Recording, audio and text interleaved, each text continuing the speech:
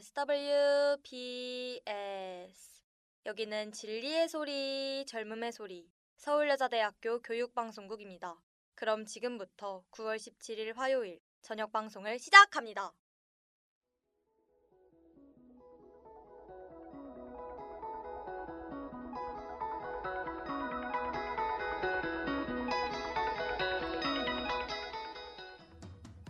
신이들이 똑똑해지는 라디오 슈떡라 화요일 방송을 시작합니다. 안녕하세요, 이다빈입니다. 안녕하세요, 김지원입니다.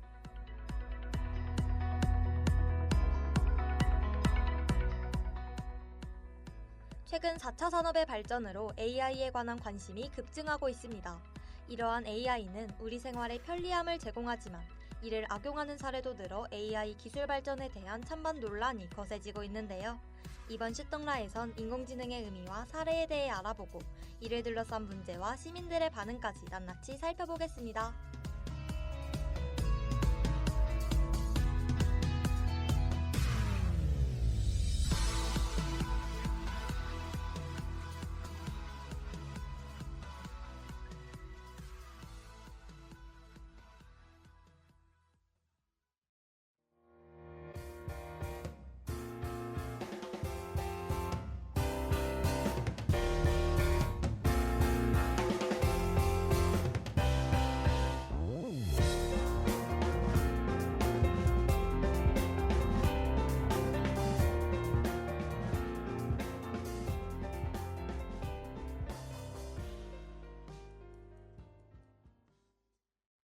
최근 뉴스나 기사를 보면 4차 산업혁명의 핵심 기술로 인공지능이 주목받고 있는 것 같아요. 저도 생활 속에서 종종 인공지능을 이용하곤 하는데요. 기자님, 인공지능의 정의에 대해 설명해 주실 수 있나요? 네, 인공지능은 인간의 지능이 가지는 학습, 추리, 논증 등의 기능을 갖춘 컴퓨터 프로그램을 말합니다. 이러한 인공지능, 즉 AI는 다양한 알고리즘과 데이터를 활용해 논리적 판단을 내리며 그 결과를 바탕으로 행동할 수 있는 능력을 가지고 있습니다. 그렇군요. AI가 인간의 지능이 가지고 있는 능력들을 실행할 수 있다니 조금 무섭기도 하네요. 그런데 기자님, AI라고만 들으니 너무 광범위하게 느껴지기도 하는데요. 혹시 이런 AI들의 분류 기준이 존재하나요? 네, 있습니다. AI는 주로 약한 인공지능과 강한 인공지능으로 분류됩니다. 이외에도 초지능 AI가 존재하는데요. 초지능 AI는 인간의 지능을 초월하는 AI를 말하지만 아직은 발전하지 않고 이론적인 단계에 머물러 있습니다. 그렇군요. 그렇다면 AI의 주된 분류인 약한 인공지능과 강한 인공지능이 무엇인지 궁금해지는데요. 이에 대해 더 자세히 설명해 주실 수 있나요? 네, 강한 인공지능은 인간의 모든 지능 기능을 본딴 기술이고, 약한 인공지능은 특정 분야에 특화되어 있는 건데요. 강한 인공지능은 아직 보편적으로 개발되지 않아 우리가 주로 접하는 AI는 약한 인공지능에 속합니다. 챗봇과 같은 대화형 AI도 주어진 문맥에서 응답을 생성하는 작업에 특화되어 있기 때문에 약한 인공지능의 범주인 거죠. 그렇군요. 평소에 챗봇을 사용할 때 저보다 챗봇이 더 똑똑한 것 같다고 느꼈는데 약한 인공지능이었다니. 강한 인공지능이 상용화된다면 인류의 생활이 어떻게 바뀔지 기대되기도 한편으로는 두렵기도 하네요.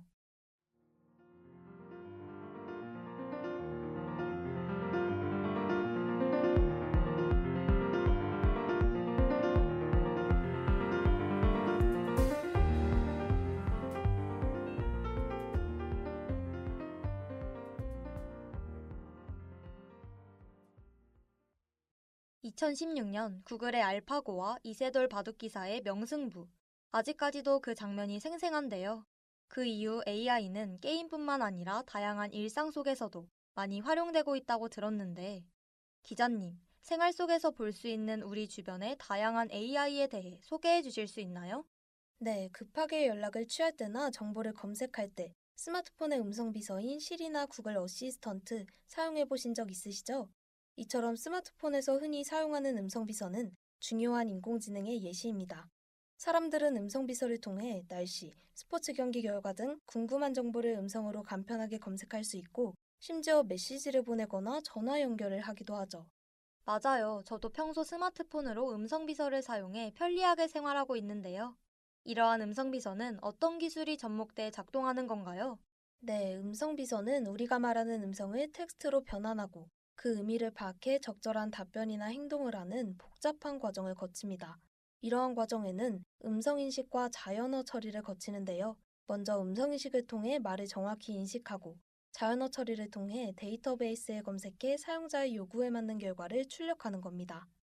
음성 비서엔 생각보다 다양한 기술이 접목돼 있었네요. 그런데 최근 음성 비서의 오작동으로 인해 개인정보 유출 사고가 발생했다는 이야기를 들었어요. 아무래도 기계이다 보니 오류와 오작동이 발생해 사고가 일어나는 것 같은데요. 네, 안타깝게도 음성 비서를 둘러싼 개인정보 유출 문제는 사회적 이슈로 떠오르고 있습니다. 음성 비서가 사용자의 대화 내용을 학습하고 분석하는 과정에서 개인정보가 노출될 가능성이 있기 때문인데요. 특히 음성 비서를 통해 집안의 스마트 기기를 제어하는 경우 보안에 대한 우려가 더욱 커지고 있습니다. 그렇군요. 음성 비서의 편리함과 함께 개인정보 보호 문제라는 양면성을 가지고 있네요. 이러한 문제를 해결하기 위한 방안으론 어떤 것들이 있는지 설명해 주실 수 있나요? 네, 음성 비서의 개인정보 보호 문제를 해결하기 위해선 기술적인 개선과 함께 제도적인 보완이 필요한데요.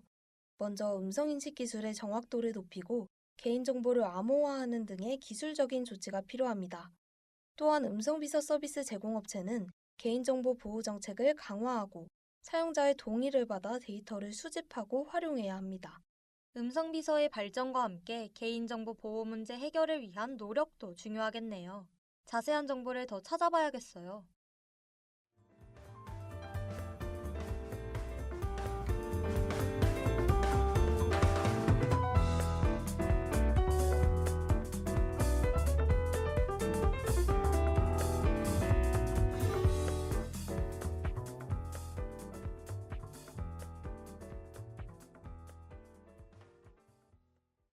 기자님, 인공지능 기술의 발전으로 개개인의 삶이 편리해지는 것뿐만 아니라 사회에도 큰 도움이 되고 있는 것 같더라고요.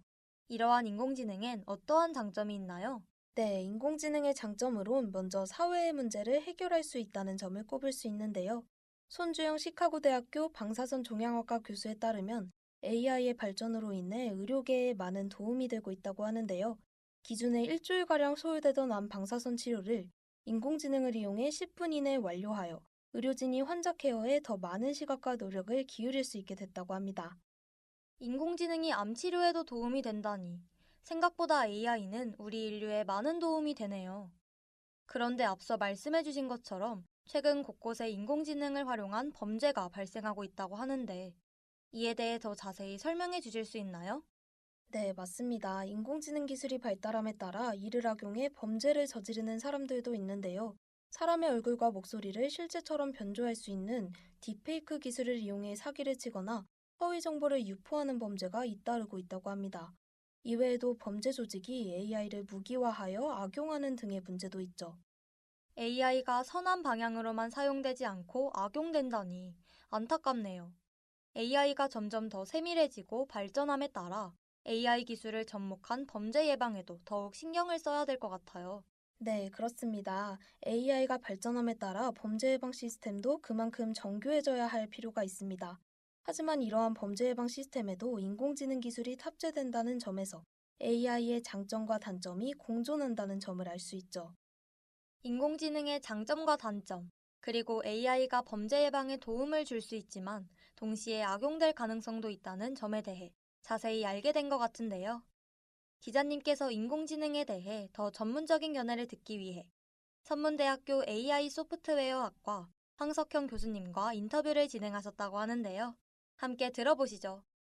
인공지능에는 어떤 종류가 있느냐면요. 종류를 구분하는 것도 상당히 많은 곳에서 다양하게 하고 있는데 인공지능은 그게 이제 목적과 그다음에 사용 범위 그리고 기술 수준에 따라서 굉장히 다양하게 분류를 하고 있습니다. 대략적으로 크게 보면은 한 세 종류로 우리가 나눌 수 있습니다.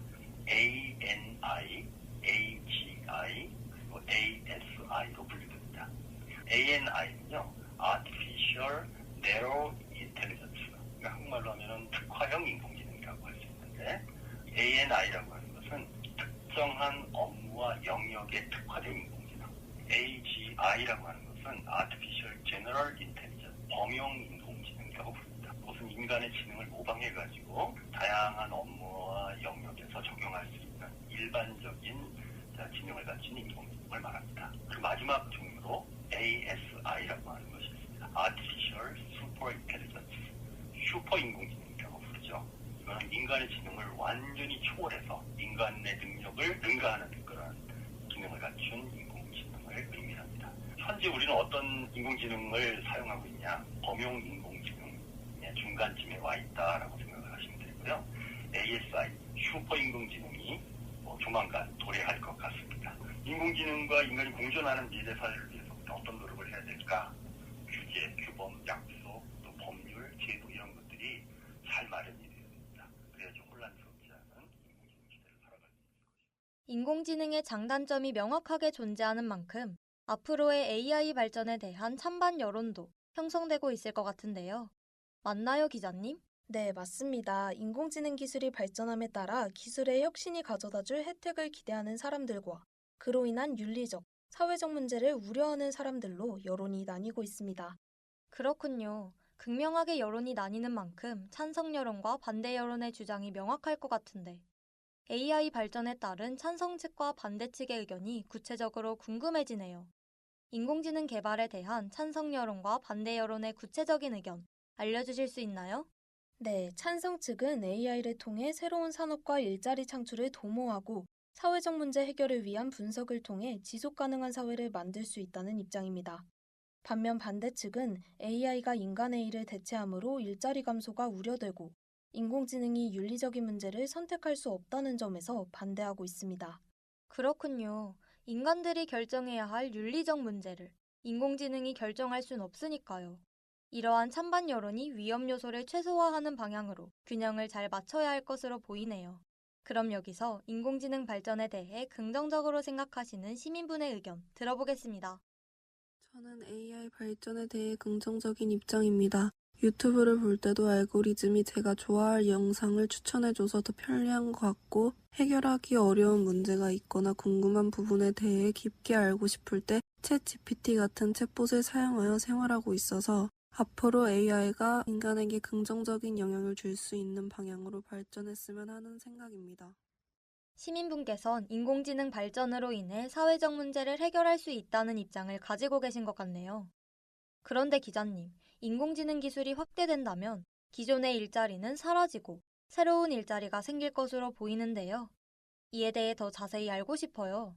맞습니다. 인공지능의 개발 진전에 따라 현재까지도 다양한 직업이 소멸하고 새로운 직업이 생겨났습니다. AI 기술이 확산되면 특히 반복적이고 자동화 가능한 직무는 사라질 가능성이 큰데요. 따라서 제조업과 생산직의 소멸률이 높고 AI 시대의 요구제는 개발자나 엔지니어의 수요가 늘고 있습니다. 아, 그렇다면 AI를 잘 활용하는 능력을 가지고 있으면 4차 산업혁명 시대를 살아가기에 유리하겠네요. 이러한 AI의 고도화로 구체적으로 어떤 직업이 생겨났는지 궁금해지네요. 네, 인공지능과의 융합을 통해 등장한 직업으론 디지털 장래 지도사가 있습니다. 이는 인공지능과 가상현실 기술을 이용해 사망한 이들의 모습을 재현하고 가족이나 친지들이 그들과 대화하며 추억을 나눌 수 있도록 돕는 직업인데요. 이러한 방식은 디지털을 통해 슬픔을 치유할 수 있는 기회를 제공하여 현대인들의 아픈 마음을 어루만져 줄 수 있습니다. 그렇군요. 인공지능 분야의 향상으로 다양한 산업에서 관련 직업이 확대된 것 같은데요. 그럼 여기서 인공지능 기술에 대해 부정적으로 생각하시는 시민분의 의견 들어보겠습니다. 저는 사실 AI와 관련된 영화들을 좋아하는데 영화에서 AI가 인간을 지배하는 장면들이 많아 좀 두렵더라고요. AI가 발전함에 따라 인간들의 일자리를 위협하면서 많은 직업들이 AI로 인해 사라질 것이 우려되긴 합니다. 하지만 저도 현재 AI를 이용하여 편리한 삶을 살고 있는 만큼 AI와 공존할 수 있는 법안이 마련되기를 바라는 마음입니다. 시민분께선 AI 발전으로 인해 생길 문제를 우려하고 계신 것 같네요. 기자님과 계속해서 이야기 나누다 보니 인공지능 발전에 따른 문제를 해결하기 위해 AI와 관련된 법안이 존재할 것 같다는 생각이 드는데요. 이에 대해 자세히 설명해 주실 수 있나요? 네, 대표적으로 유럽연합 EU의 인공지능 법안에 대해 말씀드리자면 이 법안은 AI 기술의 위험도에 따라 4단계로 분류하고 각 단계별로 규제의 강도를 달리하는 것을 목표로 하는데요. 가장 낮은 단계인 최소 위험 AI는 규제가 거의 필요하지 않으나 제한된 위험 AI는 인공지능임을 명확히 고지해야 하는 투명성 의무가 있습니다. 또 고위험 AI는 의료 목적 등 중요한 분야에서 사용하며 엄격한 규제가 요구됩니다. 마지막으로 금지된 AI는 인간의 권리나 안전을 침해할 수 있는 기술로 전면 금지됩니다. 전면 금지된 AI 기술이 있었군요. 이러한 법안이 존재해 현재 우리가 안전하게 AI와 공존할 수 있는 것 같네요. 기자님, 국내에도 이런 법안이 마련되어 있나요? 네, 있습니다. 한국에서는 2020년 인공지능 윤리 기준을 발표해 AI의 윤리적 사용 방향성을 제시했는데요. 이 가이드라인엔 인권 존중, 공정성, 책임성 등이 포함돼 AI를 사용할 때 지켜야 할 기준이 정리돼 있습니다. 또한 현재 한국 정부는 AI와 관련된 법적 규제를 마련하기 위해 인공지능 기본법을 제정 중에 있습니다. 그렇군요. AI 기술의 발전과 동시에 윤리적 문제에 대한 대비를 강화하여 부정적인 영향을 최소화하는 방향으로 조치한 것 같네요. 인공지능과 인간의 공존을 위해 인간들은 인공지능을 신중하게 활용해야 할 것 같습니다. 네, 인간들이 AI와 안전하게 공존하기 위해선 인간 중심의 사고가 필요한데요. 인공지능은 인간이 사용하는 도구일 뿐이니 인간이 인공지능에게 통제당하는 것이 아니라 이를 활용해 더 나은 결정을 해야 한다는 거죠. 또한 인공지능을 통해 정보를 활용할 땐 알고리즘에 속박돼 편향된 사고를 가지지 않도록 주의해야 합니다. 그렇군요. AI를 통해 정보를 활용할 땐 비판적 사고를 하려 노력해야겠어요. 인공지능은 인류에게 많은 혜택을 가져다 줄 수 있는 강력한 도구지만 동시에 윤리적 책임이 따르는 만큼 AI와 안전하게 공존할 수 있도록 인간들의 많은 노력이 필요할 것으로 보입니다.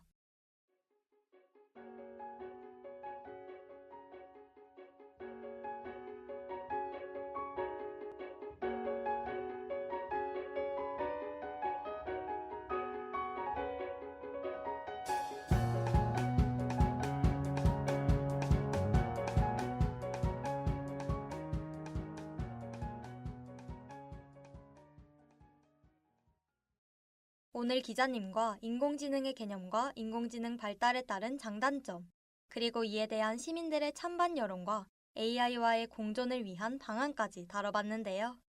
꾸준히 논의되고 있는 주제고 생활 속에서 쉽게 접할 수 있는 주제라 더욱 흥미롭게 이야기 나누고 유익한 정보도 얻은 시간이었던 것 같아요. 기자님은 어떠셨나요? 저도 그랬어요. 인공지능과의 공존을 위해 인간은 AI를 도구로 인식하고 책임감을 가지며 끊임없는 학습을 통해 발전을 추구해야 할 것으로 보이는데요. 이를 위해 기술에 대한 이해와 비판적 사고, 또 사회적 포용성을 갖추는 태도가 필요할 것 같습니다. 네, 그럼 오늘의 슈동란 여기서 마치겠습니다. 유익한 주제로 또 만나요. 여러분 감사합니다.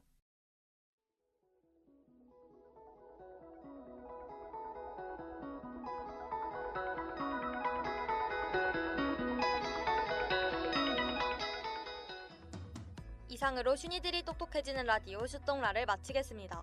지금까지 제작에 제54기 보도부 국어국문학과 1학년 김지원, 기술에 제54기 기술부 언론영상학부 1학년 이채령, 진행에 제54기 아나운서부 언론영상학부 1학년 이다빈, 제54기 보도부 국어국문학과 1학년 김지원이었습니다.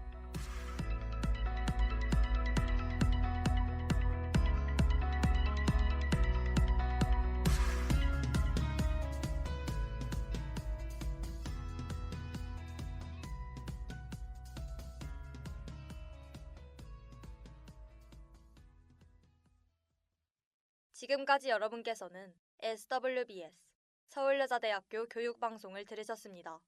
서울여자대학교 방송은 월요일부터 금요일까지 오후 12시 30분부터 12시 50분까지 저녁 5시 40분부터 6시까지 총 40분간 정규방송을 하고 있습니다. 지금까지 청취해주신 여러분께 감사드리며 이상으로 9월 17일 화요일 정규방송을 모두 마치겠습니다. 여기는 진리의 소리, 젊음의 소리, 서울여자대학교 교육방송국입니다.